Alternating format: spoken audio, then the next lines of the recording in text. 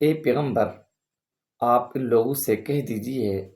کہ میں تمہیں جو بھلائی کے کام کے بارے میں کہتا ہوں، اللہ کے اطاعت کے بارے میں کہتا ہوں، اور منہیات سے تمہیں روکتا ہوں، غلط کاموں سے، برے کاموں سے روکتا ہوں، اس پر میں تم سے کوئی معاوضہ طلب نہیں کرتا، کوئی اجر طلب نہیں کرتا۔ اب پیغمبر کریم صلی اللہ علیہ وسلم نے جب مشرکین مکہ کو اسلام کی طرف، توحید کی طرف، دین کی طرف، اللہ کی طرف بلایا، انہوں نے پیغمبر کریم صلی اللہ علیہ وسلم کی رسالت کا انکار کیا۔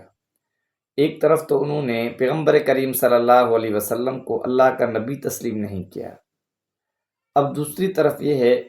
کہ اللہ تعالیٰ فرماتے ہیں اے پیغمبر آپ ان سے کہہ دیجیے الا المودۃ فی القربیٰ،